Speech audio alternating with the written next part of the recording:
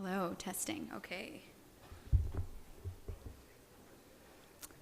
Good evening, everyone. Thank you for your patience and welcome to the University of Waterloo Hult Prize Finals for Hult 2018. My name is Rupa Reddy and I am here tonight as a lecturer in social entrepreneurship with the Conrad Centre for Business, Entrepreneurship, and Technology.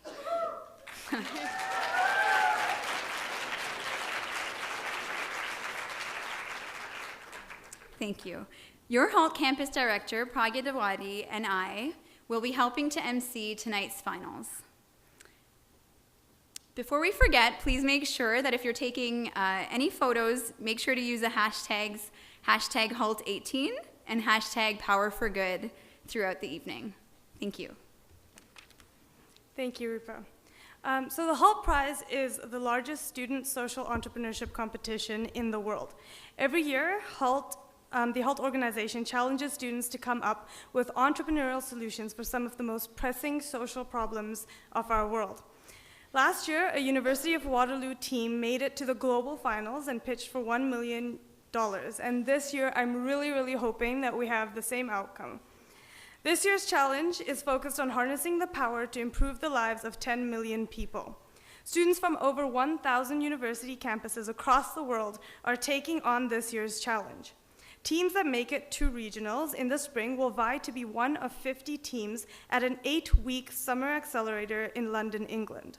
And from there, finally compete for the chance to win $1 million for their startups at the UN headquarters next September. Most importantly, teams are working to build businesses that will have a positive impact and change the lives of people who need it the most. Here at the University of Waterloo, we had 150 students rise to the challenge, and they've been working to harness the power of energy to improve their lives, focusing on one of 6 areas: education, health, food, water, connectivity, or mobility. To support Hult participants this term on campus, we've had a design thinking sprint, a speed mentoring night, and a problem jam session, all incredibly well attended.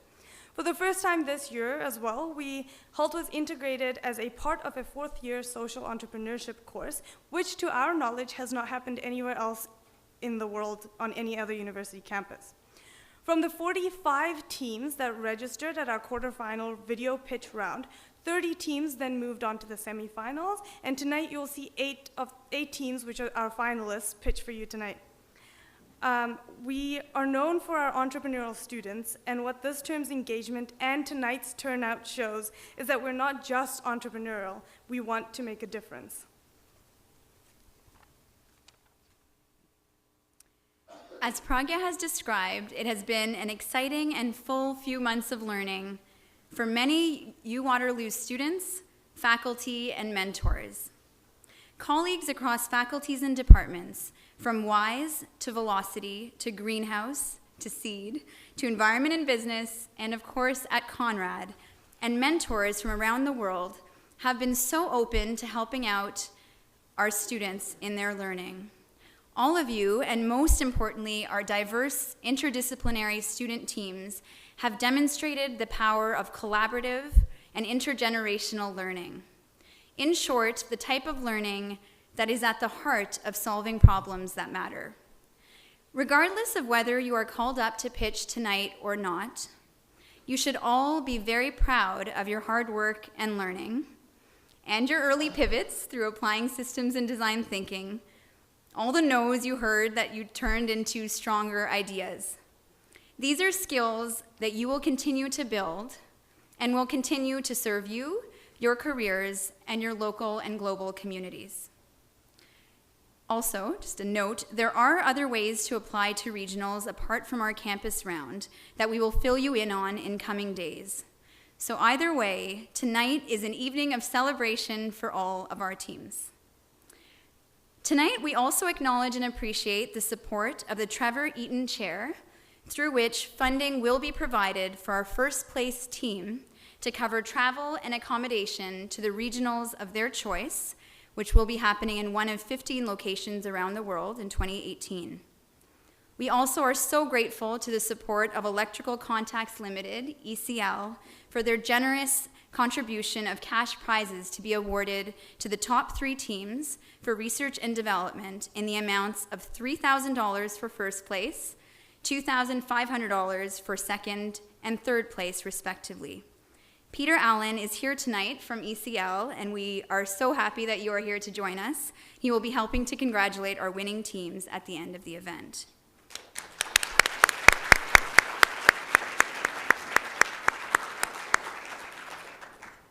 Now, without further ado, I will hand over the mic to Pragya to introduce tonight's very special judges and call up the first 4 teams that will be pitching before our break.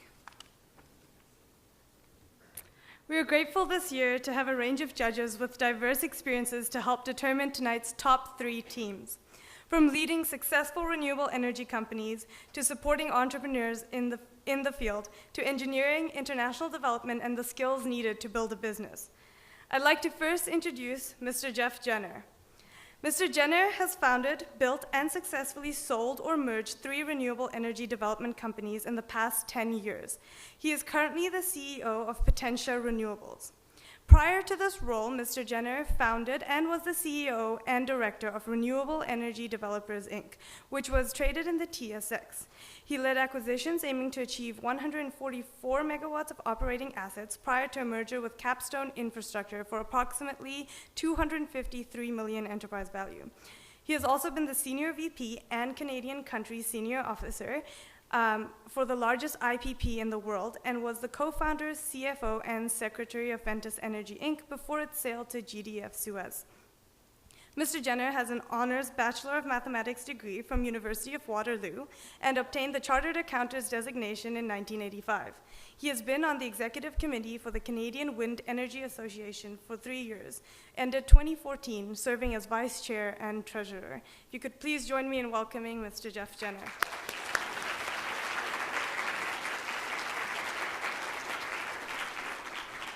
Next, I'd like to introduce Charity Kabanga-Low.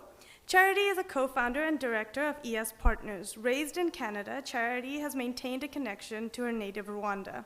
Charity is a co-founder of Entrepreneurial Solutions Partners, a boutique advisory and investment firm focused on enabling entrepreneurs in Africa. With ES Partners, Charity works directly with entrepreneurs through a range of offerings such as incubators, accelerators, and business plan competitions, all while providing targeted strategy consulting services to government, donor partners, and other institutions to enable the ecosystem where entrepreneurs operate. Prior to this, Charity worked with OTF Group in supporting ICT private sector development in Rwanda. Her consulting experience spans leading public sector initiatives such as the Kigali ICT Park to advising Fortune 500 companies on risk management. Charity completed her master's in engineering and public policy with a focus on participatory planning, poverty, and the environment. An electrical engineer trained at the University of Western Ontario, Charity also completed a bachelor degree in international development. Welcome, Charity.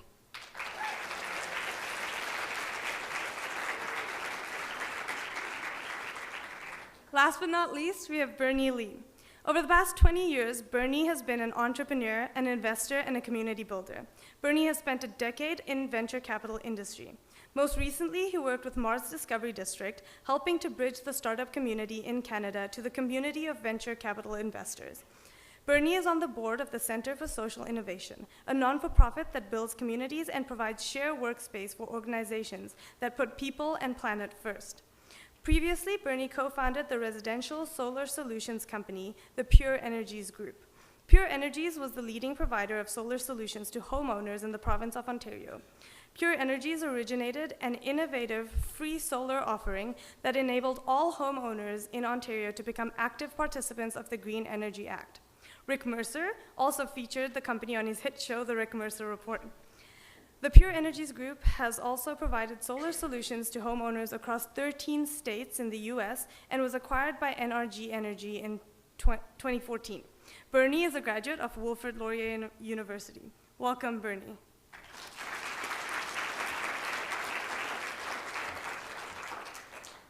Now that we know our incredible judges, let's get straight to our teams.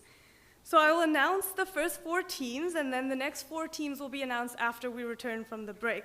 I see so many nervous faces, and it's making me quite nervous up here too. If the first team that I announce could please come up, and we'll get you set up with mics, and then the next 3 teams after that just come up to the reserved area in front here. Teams will have 5 minutes to pitch, followed by a 4-minute Q&A by the judges. We will have a quick 10-minute break after the first 4 teams before proceeding to the next 4 finalist teams. The judges will then have time to deliberate at the end, and then we'll announce the winner. Okay, so now the moment that we've all been waiting for. We're announcing tonight's finalists for the first time live. The first team, I feel like taking so many dramatic pauses. The first team tonight is Agora Crates.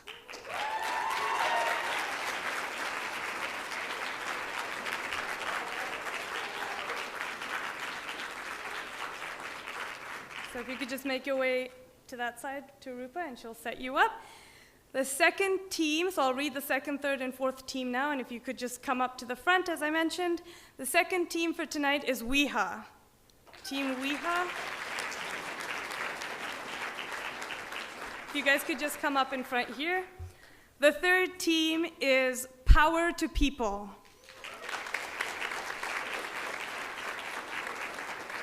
And the fourth team you'll be hearing from before the break will be Electro Wheels.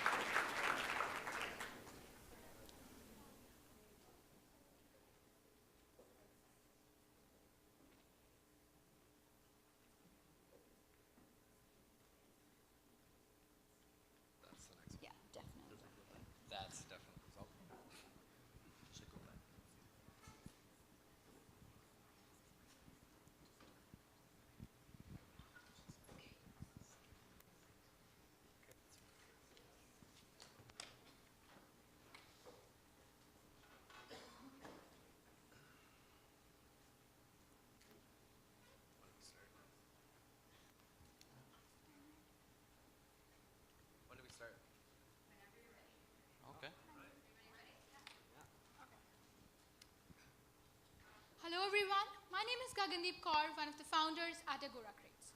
Aligned with this year's Hult Prize, our aim is to improve access to clean drinking water using energy-based purification methods in a way which stimulates economic development, improves health, lowers carbon emissions, all by inspiring local entrepreneurs to join the cause. The lack of access to clean drinking water is a global issue, but we are focusing our initial efforts in Cambodia. Currently in Cambodia, over 81% of drinking water is obtained from either water wells or surface water. But this water is non-potable, which means it requires additional treatments before it becomes fit for human consumption. The predominant way for treatment of this water is by boiling, by using either firewood or charcoal.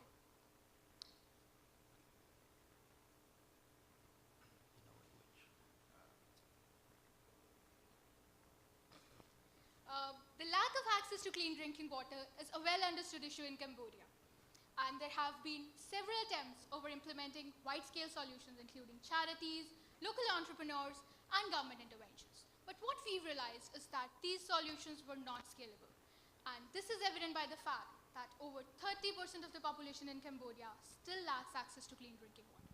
So what we've done at Agora Crates is take a different approach. So an Agora Crate is a compact, portable water purification system. Using proven technology and power through solar energy, each crate can produce 1,000 liters of water per day. The crate, along a bottling system, is sold to a local entrepreneur for a one-time fee, who, with the help of Agora Crates in training and tools, can provide clean water to his or her local community. With this, the local community now has an alternative source of clean water and relies less on burning wood or charcoal for water purification. This lowers the CO2 emissions, which Agora Crates can convert into carbon credits and sell in the North American market. Our business model is an indirect revenue generation model, where the entrepreneur gets to keep 100% of the revenues generated from selling water, while Agora Crate keeps the carbon credits, as a local entrepreneur would be unable to satisfy the carbon credit certification monitoring and requirement. Our business model can be implemented anywhere around the world. In fact, worldwide, 1.2 billion people boil their water as a primary form of household water treatment. Our secondary research revealed that this was most prominent in Southeast Asia. And after talking to people and potential partners on the ground in Cambodia, we realized that this is an ideal market to test our business model. One of the driving factors is that government has already implemented similar technologies for purification and bottling of drinking water in various parts across Cambodia. This reduces the education barrier as well as demonstrate a strong demand for this sort of technology. One of the areas that still lacks the access to clean drinking water is Kampong Thom, and we determined that about $7 million worth carbon credits can be generated by the implementation of our technology. So how are we going to capture this specific market and the future ones? Our unique ability to scale stems from our business model, which adds immense value to each member along the value chain. Starting with the community, one Agora Crate provides enough clean drinking water for 400 people. The local entrepreneur is expected to earn $375 in income, which is over double the national average. For Agora Crates, we earn $1,700 in recurring revenue for each crate that we deploy. This can subsequently be reinvested to help us scale. In 2018, we plan on putting 3 crates on the ground in Kampong Thom province, Cambodia, helping 1,200 people with access to clean drinking water. Following the investment from the Hult Prize, we'd be able to scale this to 10 million people by 2025. Not only that, we expect to generate over $100 million in local economic development, as well as create 25,000 jobs in the areas in which our solution is implemented. However, this is a long ways away, and our first steps are obtaining seed funding for our 2018 project, getting the carbon credits generated in Kampong Thom province certified, as well as testing our technology here at home before sending it overseas. And this is our plan for improving access to clean drinking water using energy in a way that stimulates economic development, improves health, lowers emissions, and inspires local entrepreneurship. Thank you. Thank you.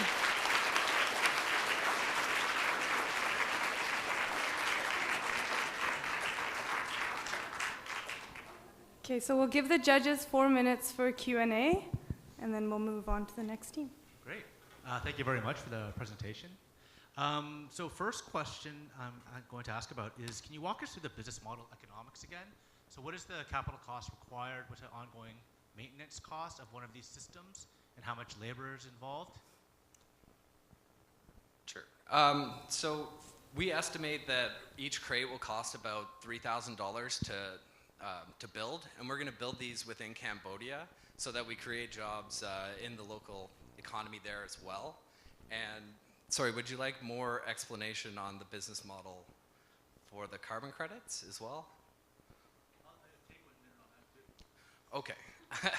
So the process for obtaining carbon credits is quite substantial, and our first steps in doing that is actually getting our technology design nailed down. And to do this, we are planning on doing some primary research in Cambodia, and that's one of the things that we'll be using the funding for if we get any today.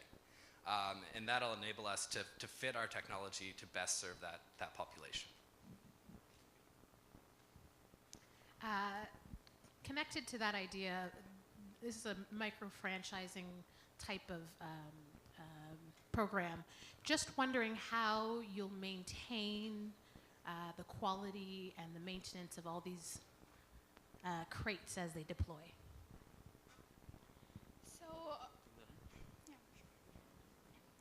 So here we are looking at a continuous monitoring system. Our Agora Crates has a continuous monitoring system which monitors 2. 1, the quantity of water which is dispensed from the Agora Crate. 2, the quality of water which is dispensed. How this will be done, the meter for quantity of water and a device for measuring the quality. And this will come as numbers on an LED screen on the Agora Crates, and they are going to send as an SMS those numbers to Agora Crates or to our database where we can have a continuous monitoring. Why they would do that? Because we are giving an incentive of providing them customer care and after this support. My question would be, how do you finance the capital? Because I assume you seed the crate with the entrepreneur. So you'll have these $3,000 crates around the world, but it'll take you some time to monetize the carbon credit. So how does that get financed? So just to confirm that I understand, the question is how we finance ourselves for the building of the crates, correct? Correct. You'll have 100, 200, 1,000, 10,000 crates. Yeah, so, well, obviously, this pitch competition would come in very nicely. We don't plan on staying in just this pitch competition. We plan on taking this business model onwards and pitch in as many competitions as possible. At some point, eventually, depending on how Hult ends up being, we'll probably have to seek some external financing as well. The beauty of it is the crates can finance the next crate, like Shane mentioned. So not only with the carbon credits, but since we are selling the crate, those can finance. So yeah, the scalability of our model depends a lot on the kind of financing we can reach, but the important factor here is that it is scalable. The timing depends on if Hult picks us or not, but we will scale. We have time for one more question if you'd like. Question about the technology. Can you tell us about how that technology, the filtration system, actually works, and has it been proven? Sure. So Agora Crate is capable of drawing water from sources like rivers, ponds, or lakes, and that's directly pumped into a settling tank. And from the settling tank, it is allowed to pass through a series of filters, which you can see. And then these filters are capable of removing solid suspended particles, plus the UV filter that you can see is capable of removing the micro-organic contaminations that's present in the water. So now that the water is pure, the entrepreneur can basically sanitize the containers and then fill it in, cap it, and give it to the community for the use. So the whole idea that the self-sustenance side comes from the power used, that's totally from solar energy. So the crate is basically powered from solar, and that's how we are planning to run it.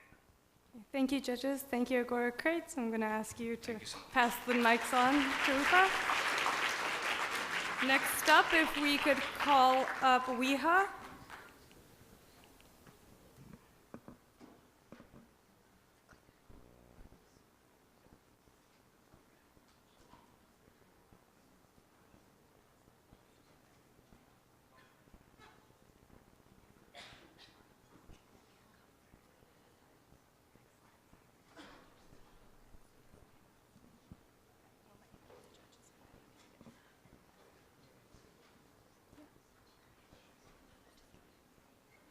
Judges, are you ready?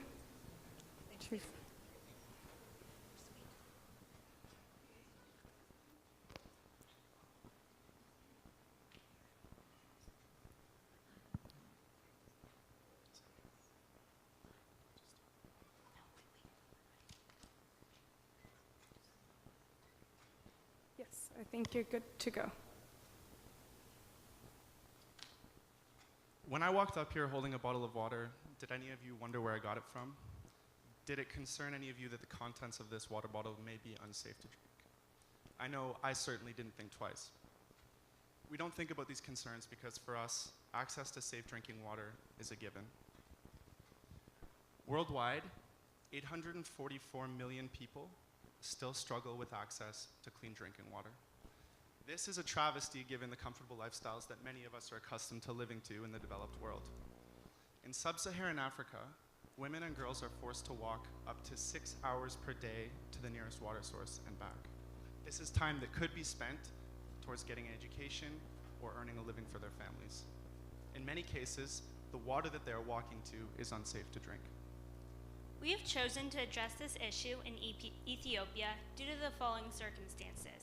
We understand that the water crisis ties into many other large-scale issues, such as health. An estimated 3.4 million people worldwide die from water-related diseases each year. Diseases such as cholera and typhoid plague the nations affected by the water crisis.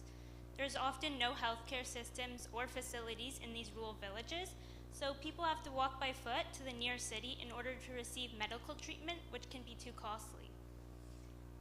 Another implication of the water crisis is food scarcity. As we speak, Ethiopia is facing one of its worst droughts, and it's going completely unnoticed. These droughts cause crops to dry up and food to become scarce, and in 2017, the Ethiopian government increased its count for people requiring emergency food aid from 5.6 million to 7.7 million people. Being that our mission is to provide a cost-effective solution which is easily implementable and provides benefit to the community we serve, we have derived pain points that our user groups face and have grown our business model to tackle them. Our target market for this solution will be rural villages within Ethiopia, with our pilot project beginning in Mosibo village. We have developed a plan to go into these communities and aid in their water filtration and storage processes. Our idea is to help the rural villages build a water reservoir in the ground, and through hiring members of the community to help build this reservoir, we will create a water collection station. This will be attached to a water filtration system. We've been looking into the billions and change filter called the Rainmaker, which will filter this gray water efficiently and with the same amount of energy to power a hairdryer, or through a hand pump if electricity is not readily available. The water will then be transferred to water basins, thus providing clean water for the entire village. Our revenue will come from the sale of the system. We hope with the implementation of our solution, we can not only provide clean, accessible drinking water to the villagers we serve, but we also hope to bring more attention to rural villages in Ethiopia, so other people can follow in our footsteps. Everyone in Ethiopia is affected by the water crisis.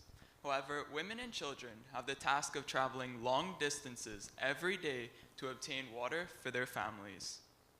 This is a common practice for the 90% of Ethiopians that live in rural areas. One community, called Mosibo, located 42 kilometers from Bahar Dar, is no different. Mosibo has a population of approximately 3,700 residents. And like most rural communities, Mosibo does not have access to running water. One unique thing about Mosibo is a health facility that was set up by Save the Children with assistance from the Ethiopian government. Because of its readily available health data and medium-sized population, we believe Mosibo would be an excellent location for our pilot program for the water system.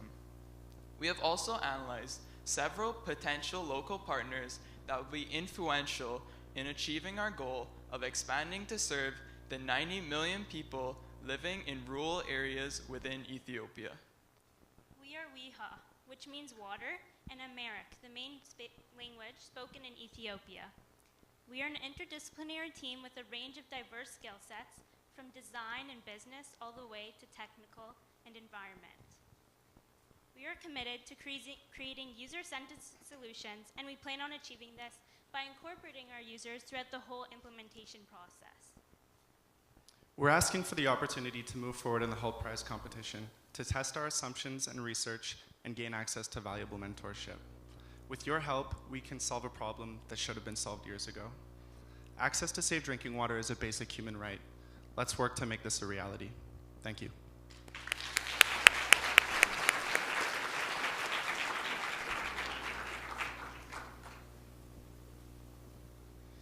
Thank you. You mentioned local partners. I'm just wondering who some of those local partners are and where they fall on the value chain. Okay, so we've looked at several universities, such as the University of Bahar Dar and the University of Addis Ababa. We have also noticed that there's the Ethiopian Institute of Water Resource, and all of these institutions have worked with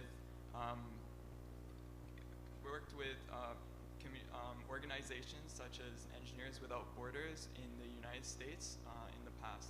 So we're hopeful that they would be influential in helping us with our mission.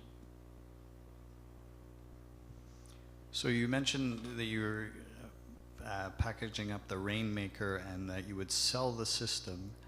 So my questions would be, who is going to buy the system, with what funds, and why do they need WIHA involved? So firstly, the Rainmaker is currently only being distributed in India.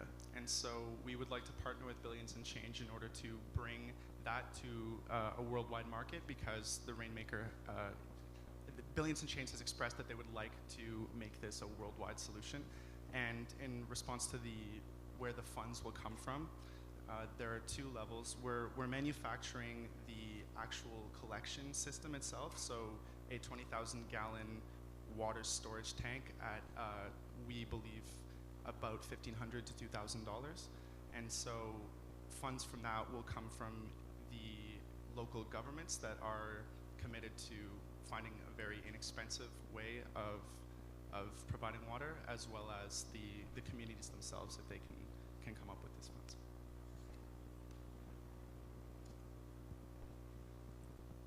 You asked for the opportunity to move forward in the prize competition. If you guys won the $1 million, what would you do with it?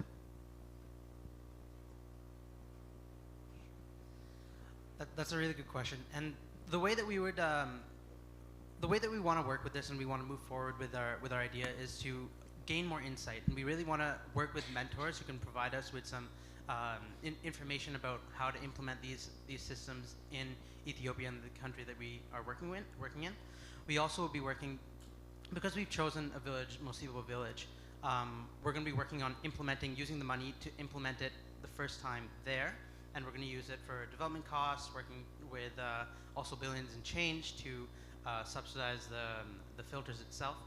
But that money would be used to obviously work with different partners, gain some mentorship, and create this product that we want to provide to this community.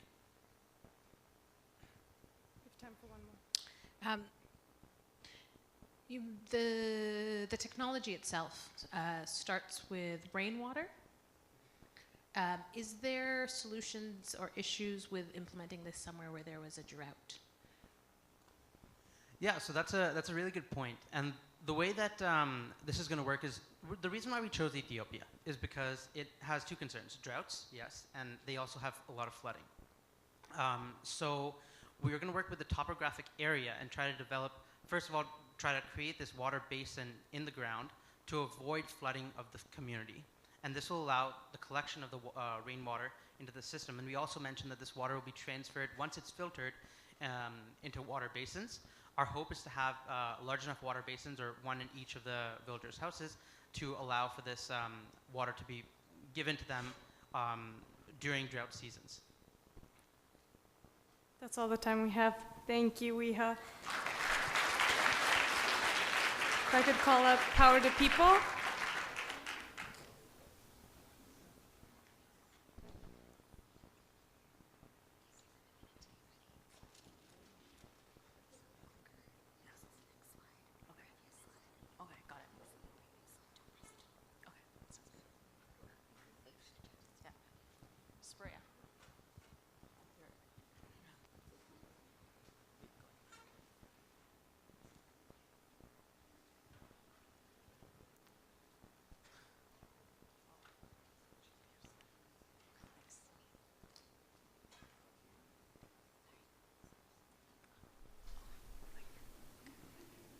Judges? Good to go? Okay, whenever you're ready. 180 million people living in Indian slums do not have access to clean, affordable, and reliable energy. Our research demonstrates that people living in these slums are in a perpetual downward cycle. It's also really unfortunate that people living in these slums face higher and earlier mortality rates due to indoor pollution caused by kerosene products. Currently, there are lots of solutions for alternative energy, but how come they don't serve these consumers? There are some challenges. The first challenge is that these solutions are expensive. A standard home electrification unit costs 2,500 rupees, which amounts to 3 weeks of a typical slum dweller's income. The second challenge is with exclusion. A lot of distribution models adopted by these companies are quite unscalable at the moment. A standard home electrification unit is built for an isolated household designed to serve just that single household, thus not utilizing the power of the community. And the third challenge is that it puts the poorest of the poor in a perpetual debt cycle, even when they manage really hard to afford the upfront cost. In Bangalore, India, 1.4 million people are currently living in its slums. Out of these, a majority of them do not have access to clean energy. Our solution aims to utilize the power of connectivity through microgrids and by creating a prosumer community network where households can trade energy with one another. So how will the four of us bring affordability, energy inclusivity, and prosumer profit to the people that need it the most? Our solution has two simple components, a solar panel and a battery/peripheral that users can use to charge their cell phones and other small tech devices that they have. This means that users who can only afford the peripheral will still be able to save a lot of money on energy by buying it from users with the entire solar system. And how do we make money? Simple. We take a portion of the value of the energy produced by the prosumers. So based on the research, at the end of the day, the consumers save money on energy. The prosumers will actually make money within the first year. And we will be able to bring energy to many times more slum dwellers than with individual systems that are out there today and be more profitable at the end of the day. Now, this system is going to take a few years to bring us profits. So to generate short-term capital, we are going to be taking part in multiple social venture competitions like Enactus, the Jack Rosen Award, and this Hult Prize, as well as establishing a presence on social venture crowdfunding sites like Kiva. Once we get our initial revenue, we're going to be buying our solar panel kits in bulk in order to save money, and we are going to be hiring a team of locally respected slum dwellers to lead our distribution efforts and maintenance. Right. So, our business model will differentiate us in 3 ways. First, by reducing the initial cost of solar panels and the peripherals, we'll be able to get the products that people need to the hands of the consumers. Second, by creating a peer-to-peer energy system, we are empowering slum dwellers with the power of connectivity to electricity. Lastly, our business model actually calls for more revenue over time. Since we're taking a percentage of every single transaction, as microgrids are created, our revenue will be exponential, not linear. So, you guys are probably wondering, will this work?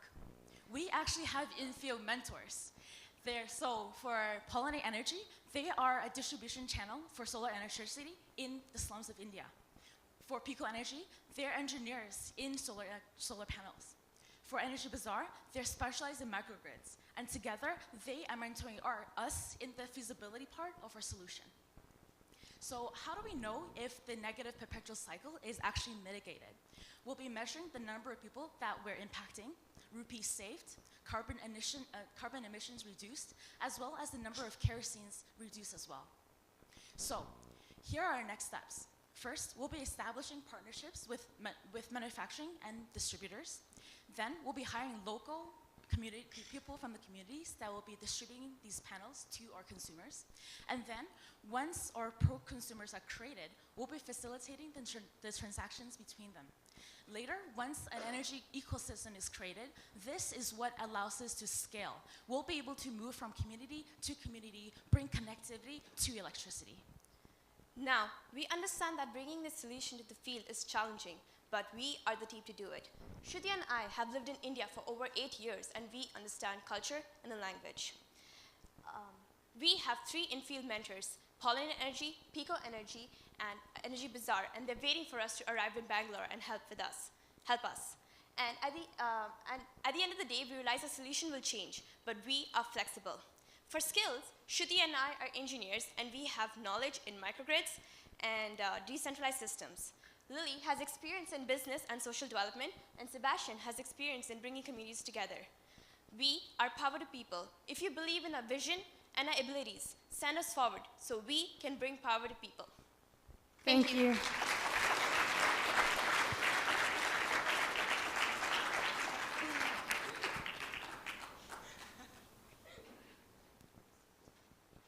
Thank you. So my first question is, how do you keep these systems secure? How do you ensure that the system, the microgrid system you create for a particular slum stays there? That's a really good question. So from our research, one of the things that was prevalent is the stealing and tapping of electricity. The way that we're going to combat this is having a communal-based system.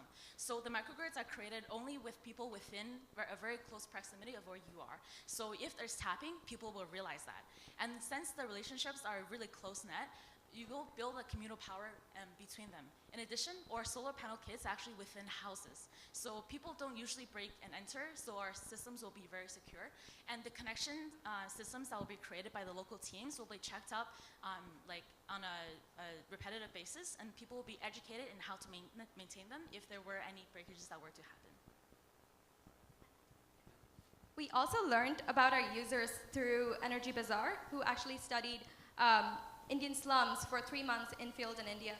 And we learned that a lot of slums in India have this sense of community. The sense of community is very strong, that therefore there's a lot of faith in our consumers, and they can trust each other when they're in close-knit communities. So we have faith that it wouldn't actually lead to any thieves and tapping. Thanks. Can you tell us a little bit about the end customers that are going to be using electricity? What are the use cases for them? What are they actually charging up, and how does that work? How is it impacting their lives? Sure. So currently, consumers spend about 750 rupees out per month out of the 3,000 rupees they usually make per month on energy. This is on kerosene for cooking or for lighting. And even then, they don't have access to lighting at night. That's really expensive. Kerosene is expensive. So basically, our system is for communities that don't have access to the grid, slums that are recognized and are pretty stable, not transient, but don't have access to the grid and will not for a long time. These users, they basically need energy for light at night. They need energy down the line to cook with a less polluting and less toxic stove, maybe an electric stove. Some of our partners are working on those models, and we'll be working with them on that. And they need energy to charge their phones, because most slum dwellers in these communities actually have small, like Nokias. And so these are the users, and we've calculated based on how much energy they use. Within the first year, the prosumers will actually be able to make money. They will be able to fully pay back their microgrid system. The consumers will be able to save 5 times over the amount they spend, so they'll be spending 150 rupees as opposed to 750 on energy, and we will be taking 50 of those rupees out of each monthly amount that is generated. Cool. So you just walked through some of the numbers. What is the upfront cost for somebody who wants to buy in? Yeah, so the upfront cost is in 2 ways. First is by the prosumers. There are people that are actively generating solar energy and also distributing. So the cost for them will be 1,600 rupees. And that is significantly lower than our competitor, which is at 2,500. And the way that we're able to price it so low is by, first of all, buying bulk. Second of all, having these revenues for carbon emissions, as well as being able to have a percentage of every single transaction that is made. So that way, we're not actually profiting off of these panels. We're profiting off of the energy that is generated. So the second part of that is the peripherals that we'll have. The peripherals doesn't need to have a solar panel. They just need some ports, and we'll also be selling light bulbs at 200 rupees. So together, it's going to cost 800 for them, which is significantly lower than the current solutions that exist. You mentioned that a competitive system sells for $2,500. So what stops that competitive system from copying you?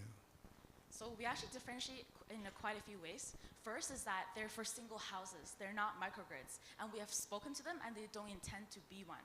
And also, they're very situated in a different area. So they're specialized in Mumbai, which is pretty far from where we are. And they don't have any plans in scaling.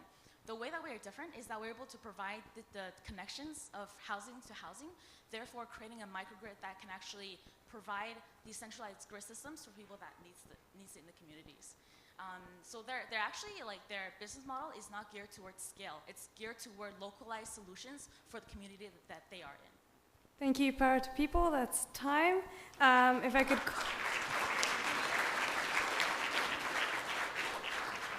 If we could get Electro Wheels, our final team before the break.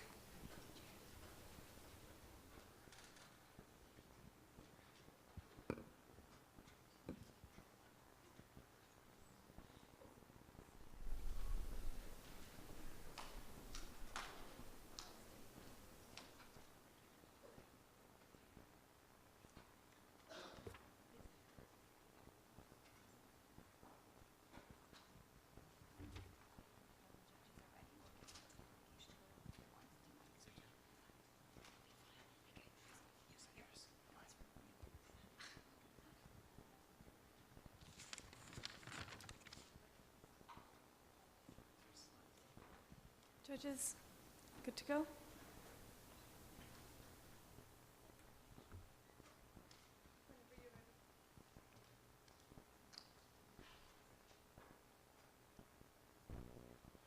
We are... Sorry about that. Hello? We are Electro Wheels, and we focus on three main components: mobility, connectivity, and electricity. Communication is an essential part of our daily lives. When our cellular devices die out of battery, our initial instinct is to find an outlet to charge our devices. Whereas in rural areas of Zimbabwe, they don't have this opportunity, and it comes at a great difficulty. Our group has decided to focus on increasing connectivity and mobility in these rural areas of Zimbabwe by providing them electricity. And we focus on targeting 13 million people. Mobile usage is pretty big in these areas, and they travel large distances to be able to charge their devices, and it comes at a very great cost. If their technology devices are not in working order, they will not be able to do online banking, general job search, and general communication with their family and friends. This year's Hult Challenge is to create and develop energy solutions and innovations to benefit millions of people around the world that are in need of energy. Electro Wheels, as a company, has found an issue that exists in Zimbabwe, where a lot of locals spend time and money to charge their devices. This is where our project steps in and helps these locals get an independent source of energy so they can focus on their economical activities instead of wasting their time at waiting at a charging station. So our solution is a device that consisting of two main components, a fan and a generator. So this device can be easily mounted on any bicycle frame. So as someone rides the bike, air flows through this fan, which rotates it and generates electricity. This electricity can then be used to either power a phone directly or used for an external battery pack. This solution is lightweight, compact, and very inexpensive. Solar panels have been coming down a lot in price in recent years. However, we expect this device to be over 4 times cheaper than a solar panel with an equivalent energy output. The components used in this device are easily accessible if you want to purchase them in mass bulk. And so they're really easily accessible, meaning if we want to scale this business, it's quite easily done. Here we just have a basic price comparison from our product compared to a solar panel. It is quite a bit cheaper. The size is very compact, whereas a solar panel, if you want a nice small device, you're going to have to pay $40 or more for it. All right, so next we're going to be talking about the market.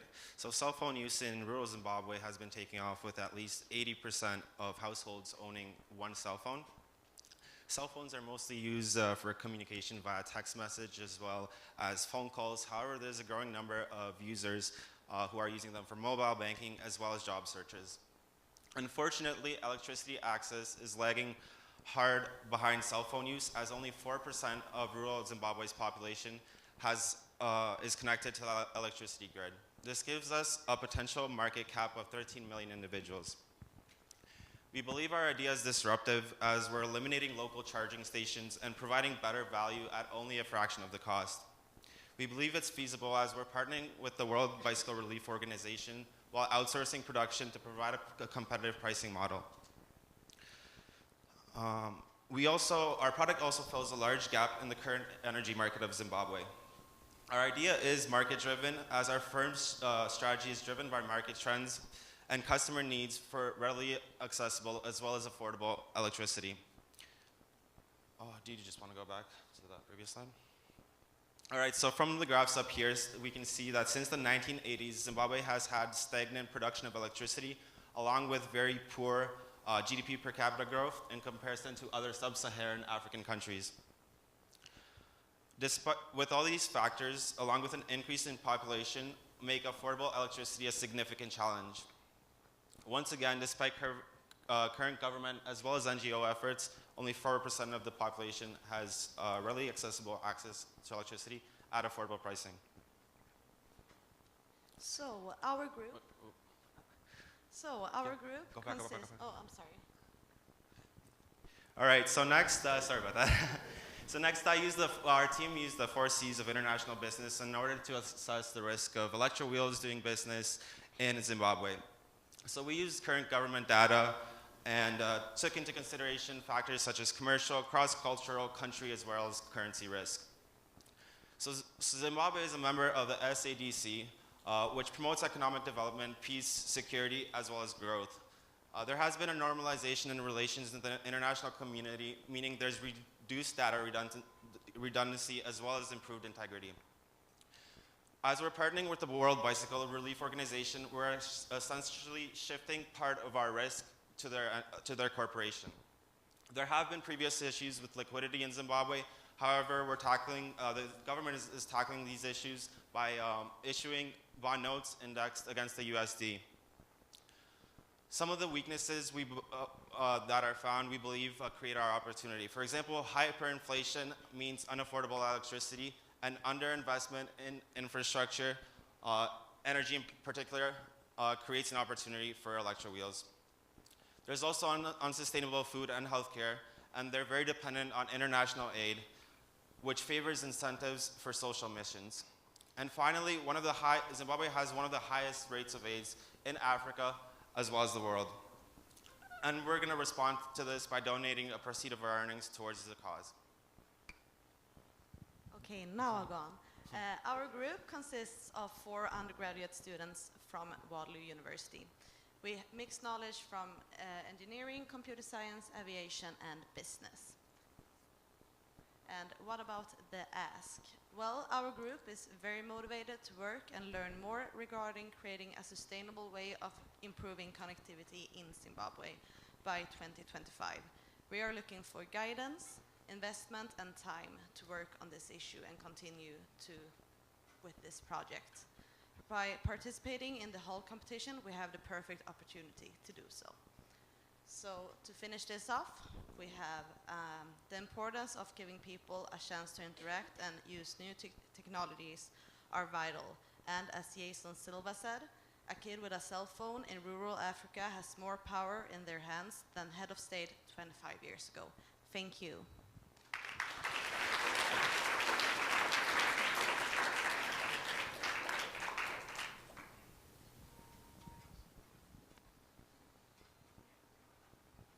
Great, thank you. So back to the technology and the device that you showed. Is that something that already exists in the market, or is this an invention of this group here? And has it been proven? What's the status of it? Yeah, so the technology already exists, but it's kind of how we're actually distributing it, like Chris talked about.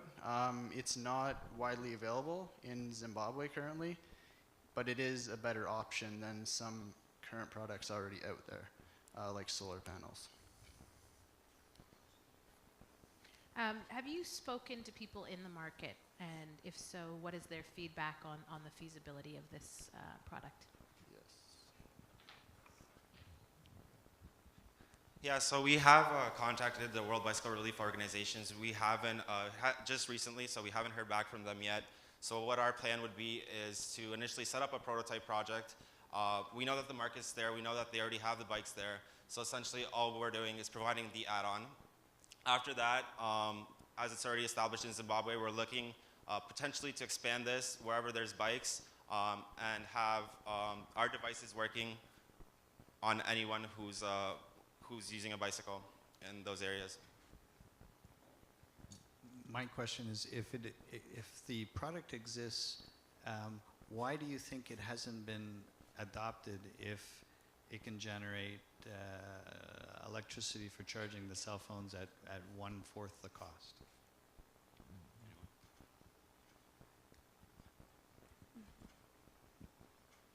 So yeah,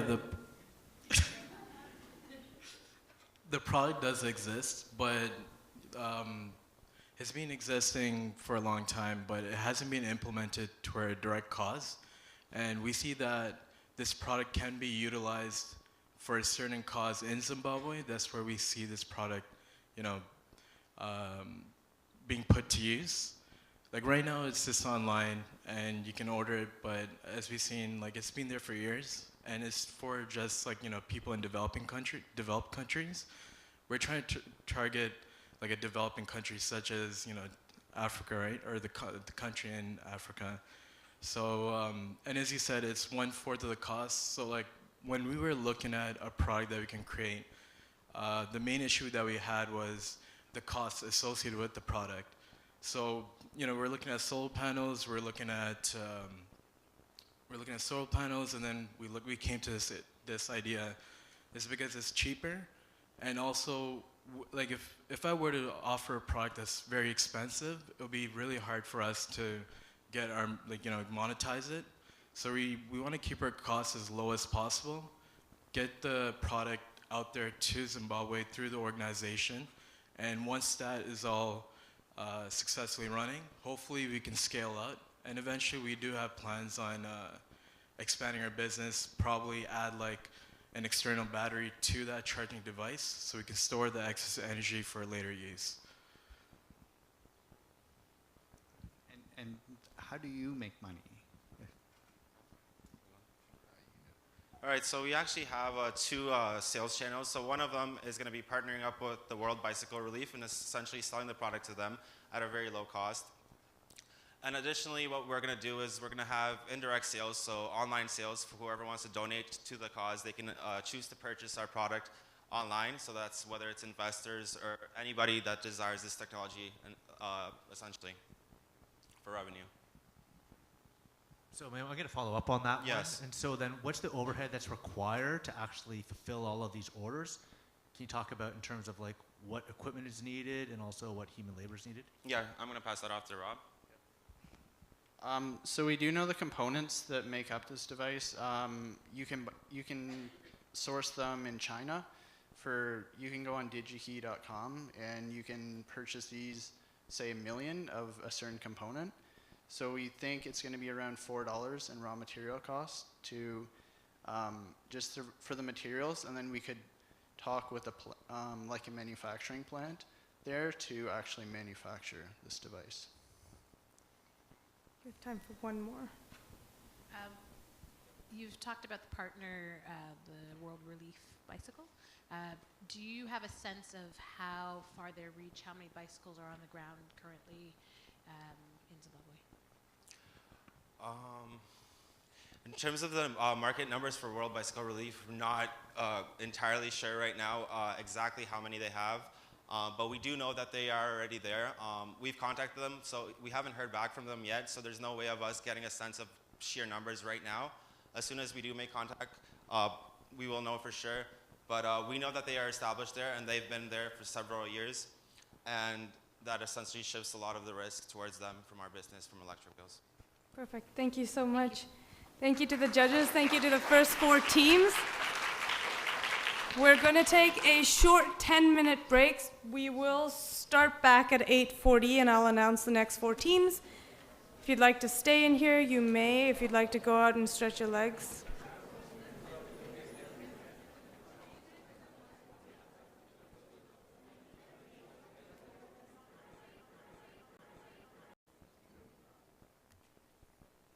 So I'll do the same thing I did before. I'll announce the first 4, or the last 4 teams. If the first one I announce could please make their way up and meet Rupa to get set up, and the next 3 could sit up in the reserved area over here. I don't want to just get into it. I feel like I need to build up the suspense, a little drum roll. Yeah, that's perfect. Okay, the next team up to pitch is Circadian Energy.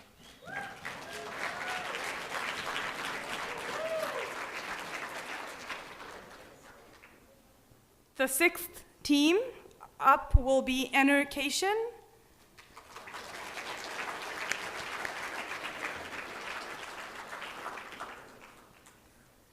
Our 7th team is Catalyte.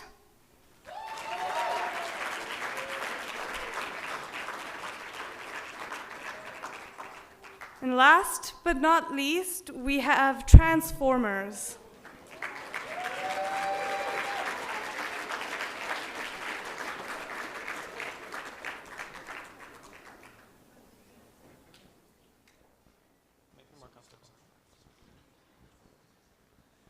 I'll go next to Tony, you other side, and I'll pass you the mic.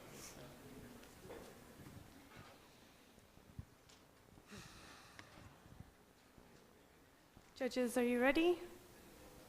Yes? Hello? Okay. The technology exists to provide energy to everybody in the world.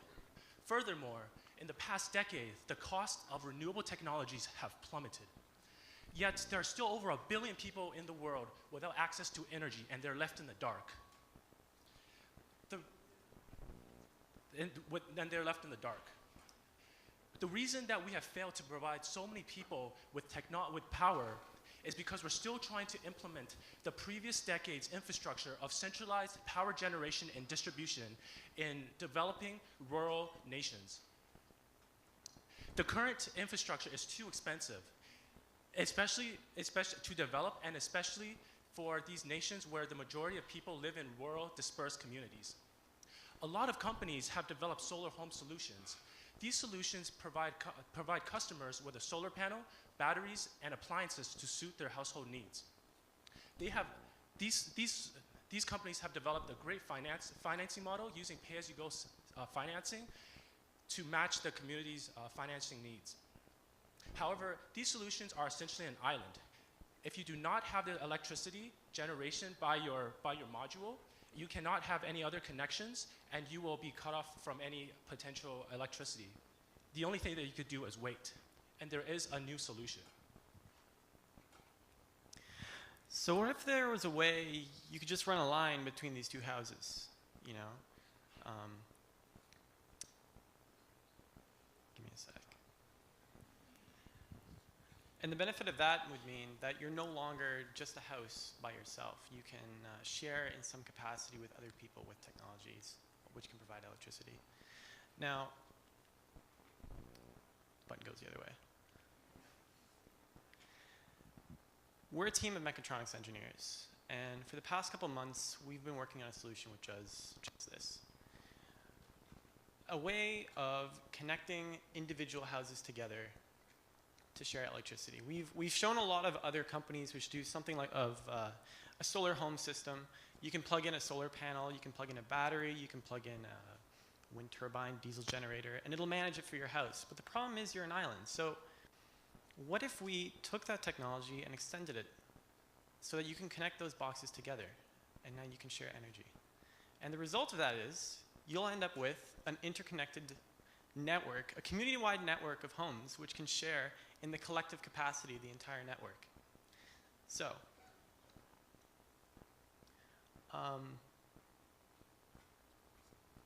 yeah.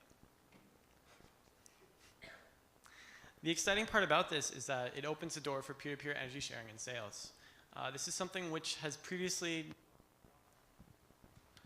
Wow, okay.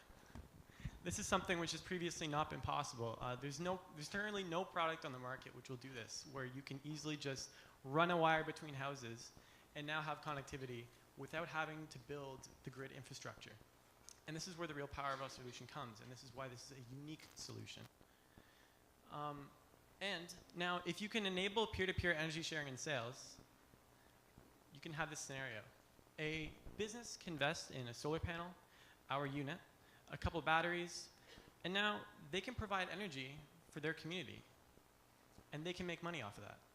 At the same time, you could have an impoverished family, people spending up around $200 to $300 a year on kerosene lamps for electricity. They can just buy this one unit and be able to pay for energy piecewise as they need it. The reason this solution is so powerful is because it gives the power of individuals in the community to build their own energy networks piecewise without the massive upfront cost of building a grid from the beginning. This enables people to invest in their own energy future. So how does this actually work? For each one of those peer-to-peer sales, 95% of the revenue that's generated goes back to the person who generated it. And they can use that to reinvest. They can buy more solar panels and more batteries and generate even more power for their communities. The remaining 5% goes to us, and we use that to manufacture more of our boxes and connect more communities. So for $1 million of initial investment, we estimate that we'll be able to build about 5,000 units. And each one of these units includes one of our boxes, about $30, a 50-watt solar panel, and a 200 amp hour battery. And that also includes the cost of installation. And we'll lease these to communities throughout East Africa. And the reason we do this is to lower the upfront cost for those communities and to lower the barrier for entry into the market. And remember that we also generate 5% revenue on each one of these energy transactions. And although this doesn't seem like a lot, it's actually the key to our business model. As the community grows, more power is shared, and that 5% also grows. We put this all into a simulation, and the result is that by 2025, we reach 2.5 million people and create a power plant of over 900 megawatts. By the end of 2025, we will reach 10 million people. Our solution creates our solution creates a potential for unparalleled growth in energy development. By creating peer-to-peer energy sharing, we are creating energy entrepreneurs, ultimately providing energy that is efficient, reliable, and affordable. Thank you.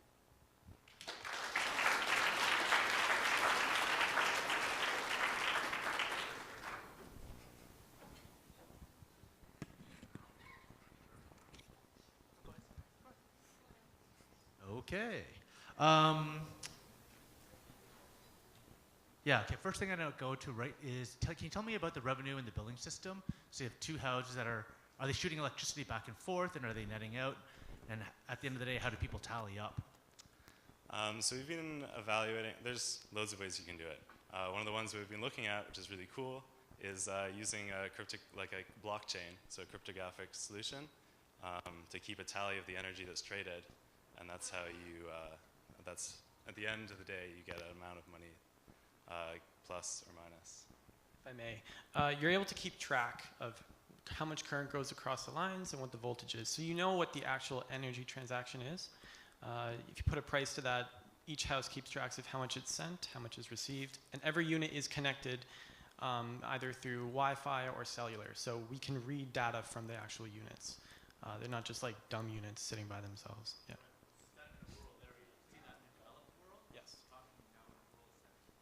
So actually, cellular networks are very well built up in a lot of rural areas, and a lot of other groups are leveraging this technology, as we heard today. Almost everyone in rural areas of Africa has access to a cell phone, at the very least able to send SMS messages.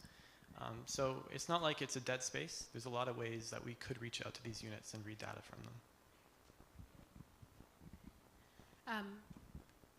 I didn't hear, maybe I missed it, but is there a place specific that you would like to start for your prototype or for yes, the place that we're going to start in is Tanzania. Tanzania has a great incentives for the government to provide support for companies like ourselves. There are currently the solutions that we've mentioned. They are most of them are in Tanzania, but the market is so vast that they've only reached a small fraction, under 10% of the market. So I heard the word unique solution. So the solution that you provide is the box that communicates the electrons moving back and forth between the wires. So if I can picture this, you provide in your $200 kit this solar panel. You put it up and you start wiring people up together. The wire, low amp wire. What is the capacity then of one system, and what is your unique technology in the boxes that communicate with each other? The unique part of ours is we're not just a home management system like the previous companies we've shown. There's currently no actual company that does this, where you can just run a wire between two houses and be able to, out of the box, like just connect wires and be able to share electricity. So that's the uniqueness we say we're bringing. What was the second part of your question?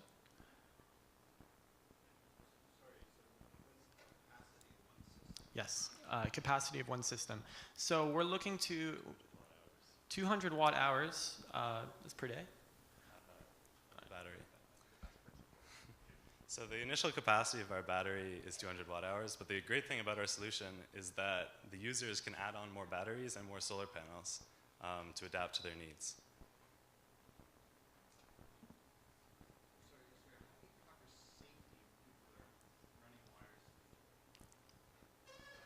That's a great question. You want to answer it? Yeah, I imagine it wouldn't just be random people going up and plugging wires to them. We would have to have a ground force of people who would actually go and install these. What I was trying to get at is the simplicity of it. You wouldn't need a very trained force to be able to do this. Last question. Yes, if we move over to sales and distribution, what is the sales and distribution strategy for this? So we'd be partnering with local businesses. Hello. We'd want to partner with a local business and use them as sort of an entrepreneur, or use them as an ambassador for our system to distribute more of our boxes throughout their community. Actually, the cool thing about businesses is they're geographically centered in communities most times, so it's almost like a perfect stepping stone to enter. So that's part of the reason why we would go into businesses first. Tony? And in terms of our current development, we are in contacts with a solar panel company, and those relationships, sales and distribution, will develop along in time, of course. Yep, I think that's good. We could call up Annotation next.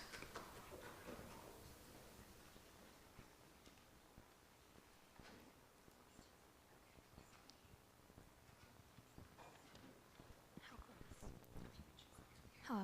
Oh. Hello.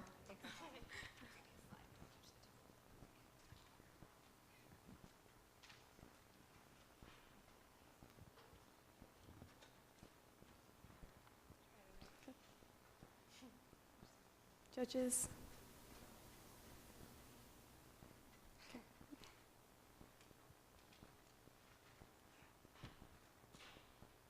I was supposed to look up jokes for this part, but I forgot to do that in the break.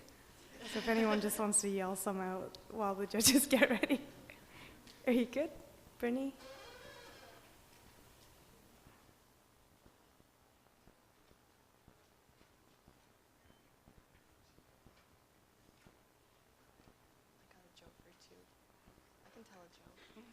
Okay, whenever you guys are ready. As students, it is not uncommon to hear frequent complaints about having to do schoolwork. In our tech-centered era, it's difficult to grasp that there are students who complain because they can't do their schoolwork. In parts of the Ottawa Valley, households don't have access to high-speed internet to use frequently used resources, even as simple as a Google search.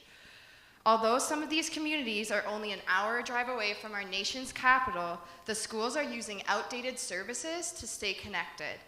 This lack of access to education resources limits the students' learning, leading rural schools to perform lower in all subjects across the board.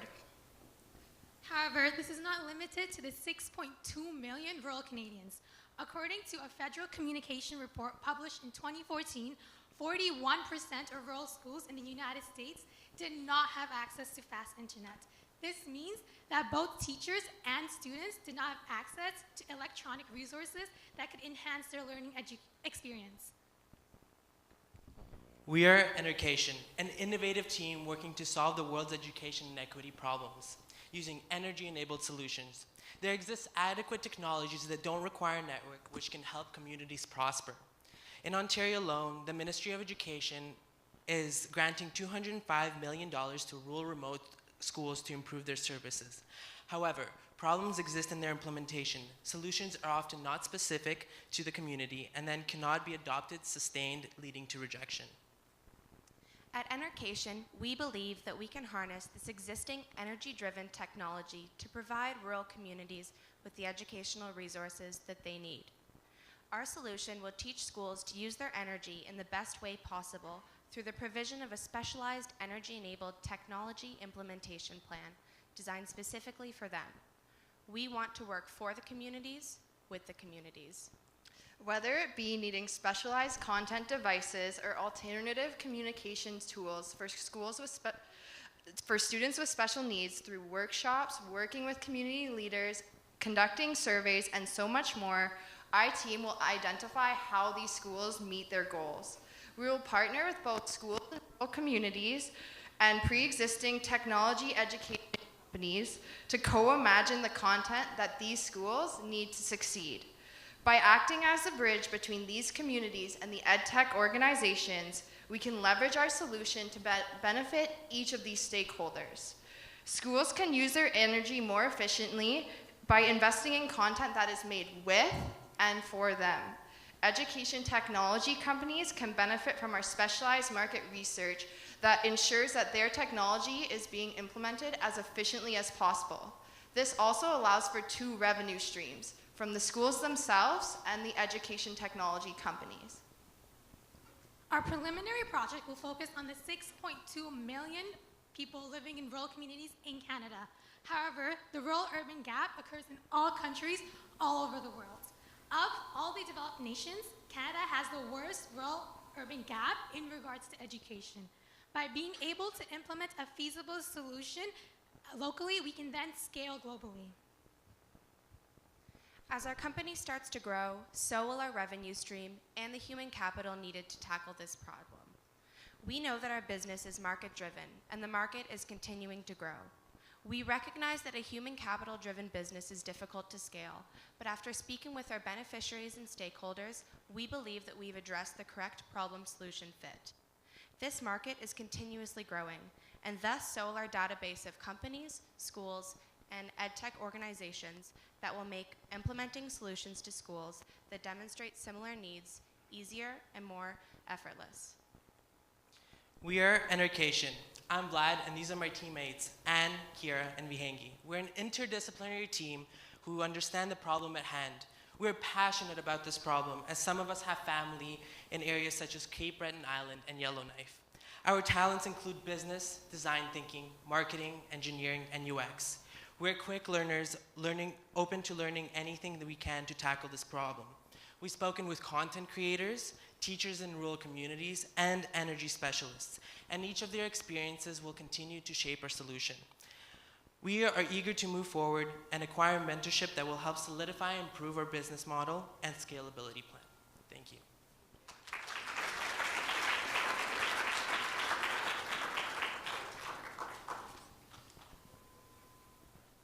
Thank you.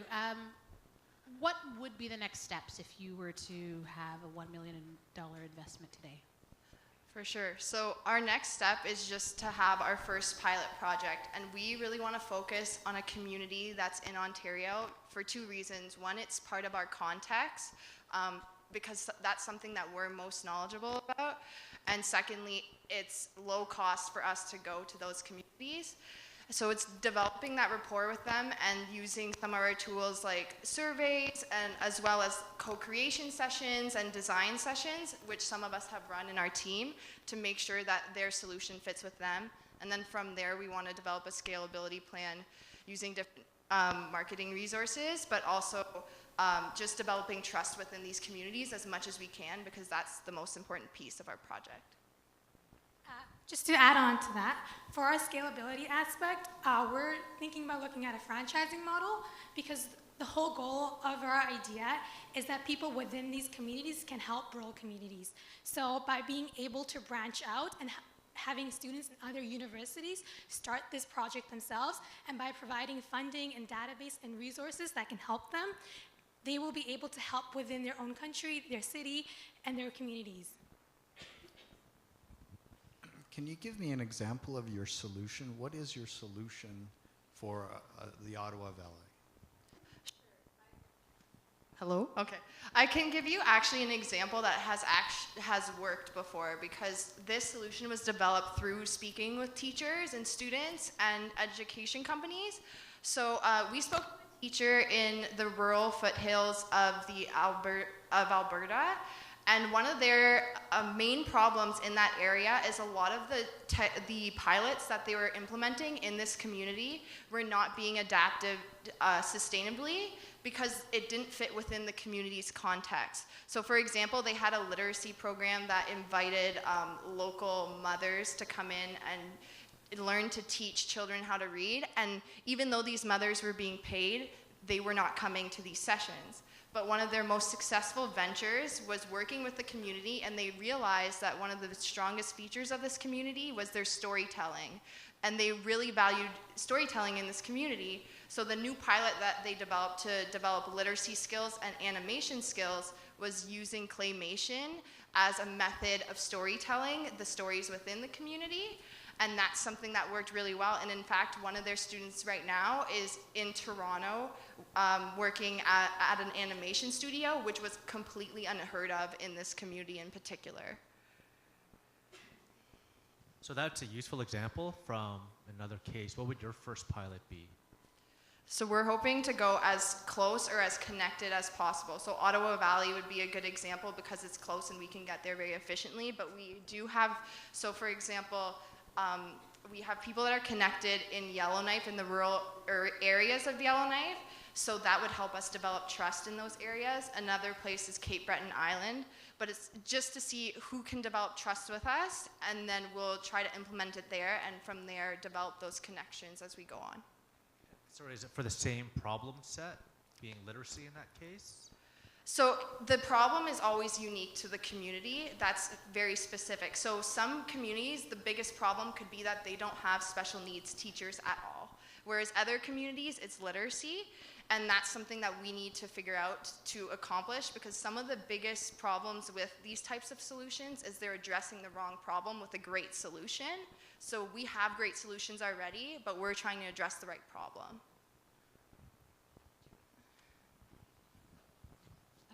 How will you harness energy? And how does that connect to the problem that you've identified? Sure. So that's a great question.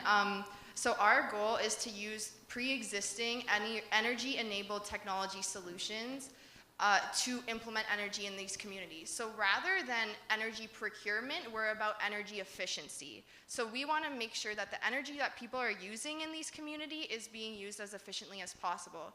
So for example, we know some communities don't have access to internet, and they are currently using dial-up, which takes hours to load like album of a music video or something like that, which if you can imagine, if it takes that long to load a music video, how long would it take to load an online textbook? So what we're trying to aim to do is use pre-existing energy-enabled technologies, such as maybe a preloaded content device for that example specifically, and then implement it in those communities so they don't have to spend hours on their computers. It's preloaded there for them, and we know what content is ready for them. And these devices don't require internet to work. Thank you so much. Just to make that clear. Okay, so thank you. Let's give them a round of applause. Next up, Catalyte.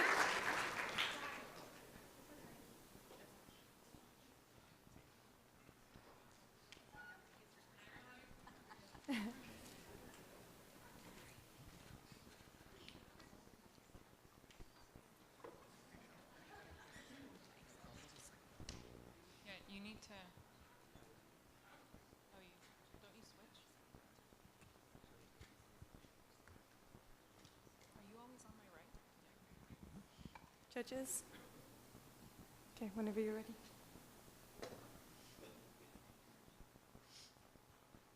Are you ready?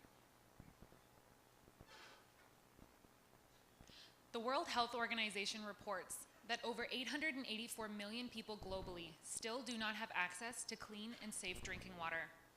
They further report that more than 3.4 million people annually will die as a result of waterborne diseases. The United Nations has reported that 2 out of every 3 people who do not have access to clean and safe drinking water are surviving on less than $2 a day. Water is essential to human life, and with today's technology, nobody should be dying from waterborne diseases. At Catalyte, our goal is to deliver our solution to those who need it, so that these 884 million people can have access to clean and safe drinking water, so that these 3.4 million deaths can be prevented, and so that these people surviving on less than $2 a day can have access to affordable, clean and safe drinking water. To achieve this goal, we at Catalyte deliver an affordable photocatalytic water treatment unit.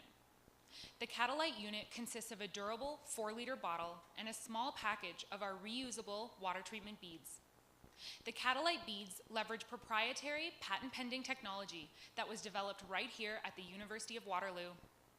Our beads are coated in titanium dioxide, which is the key differentiator that will allow Catalyte to disrupt the market. To explain how this technology works, Kevin. Thanks, Ashley. So let's go over in simple terms how the technology works. First, contaminated water is collected in the bottle with the beads inside. It's then left out in the sun for a set amount of minutes. The titanium dioxide beads harness energy from the sun in the form of UV light to create highly reactive molecules. These molecules destroy contaminants in water, removing the risk of contracting diseases such as diarrhea, cholera, or dysentery. After treatment, the beads are removed from the unit to be used at a later time, and the result is safe drinking water. There are 3 reasons why Catalyte is disruptive. First, Catalyte is more affordable than competitors. For example, several competitors' costs can run up to $100, much more than what people in developing nations can afford. Our product, once mass-produced, would cost less than $2 per unit. Second, Catalyte is reusable and therefore has a long lifespan. In contrast, competitors such as LifeStraw, one you may have heard of, can only filter 1,000 liters before needing to be replaced. And third, Catalyte is solar powered. This is essential since many targeted areas don't have access to electricity. Now to talk about our business model and revenue streams, here's Vishal. Thanks, Kevin. At Catalyte, we are a social enterprise with a focus on developing a sustainable business model with our proprietary technology. We will have 2 revenue streams. First, our product will be sold through retail shops and local medical stores in villages. Second, our product will be sold through door-to-door sales. We will reach out to local municipal bodies and partner with community leaders who will act as distributors and sell our products in their villages and nearby areas. By partnering with community leaders, we will not only be able to penetrate the market faster, but this also gives them an opportunity to become entrepreneurs themselves. This is a business model that I have successfully implemented in India previously, giving us valuable experience and contacts on how to reach these leaders. This business model creates a sustainable ecosystem, which Catalyte will be able to replicate across global markets. So when will this happen? Currently, we have a working prototype. By the end of 2020, we will have completed our research and development to come up with a final optimized product. In 2019, we will run pilot testing through a few villages in India, a market that I'm familiar with, to validate our business model and gather feedback on the impact of our product. By 2021, we will have covered the Indian market and successfully launched globally. And by 2025, we will have successfully scaled to penetrate the global market and impact the lives of at least 10 million people. We are a team of 3 unique individuals pursuing our master's degrees in business, entrepreneurship, and technology. We are in a prime position to deliver Catalyte to those who need it. Our team leader, Kevin Dang, is a chemical engineer who started this project while in the final year of his undergraduate studies right here at the University of Waterloo. Vishal Vinod is a mechanical engineer and a successful social entrepreneur with on-the-ground experience successfully implementing the same business model that Catalyte will leverage. I'm Ashley Kiefner. I have a PhD with a research background in ethics and cognition and insights into consumer behaviors that will help us define the best consumer market fit. Access to clean water is a fundamental human right. At Catalyte, we believe that by harnessing the power of the sun, we will have the power to positively impact the lives of millions of people. Thank you.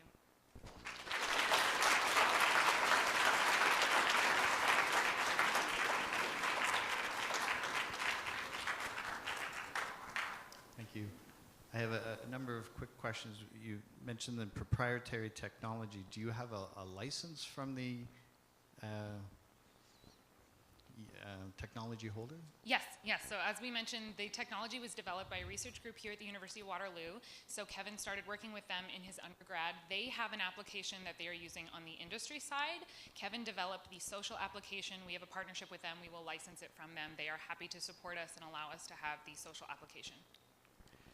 And for the social application, the 4-liter bottle, how many refills will one set of beads complete? Before its lifespan? Yes. So right now we're looking at 10,000 liters. So if one person drinks 2 liters a day, that'd be over 10 years, about 13 years of use if you're drinking 2 liters per day.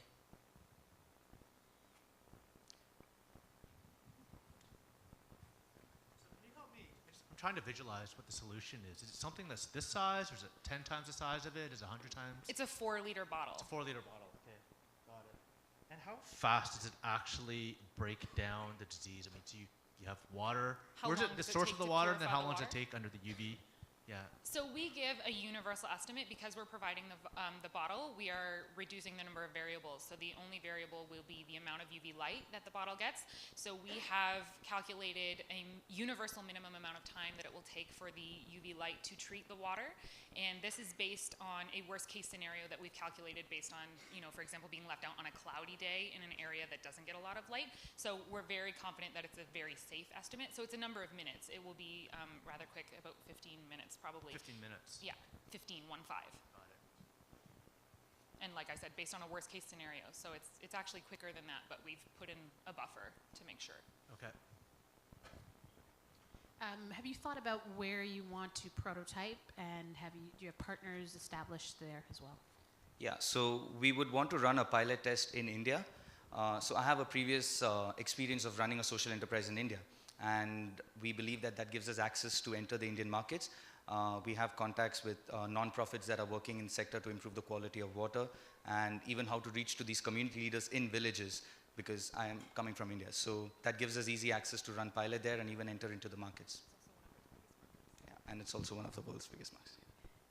Have you looked at what the competition is like?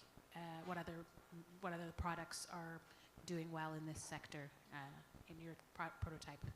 Yeah, so there are products like LiveStraw that is there in the market, which this one. Then in India, there is one specially that focuses on cleaning arsenic contaminants from water, Amrit, but they only focus on arsenic. And what we are looking is focusing on wide range of contaminants like organics, and also doing research on other kind of contaminants.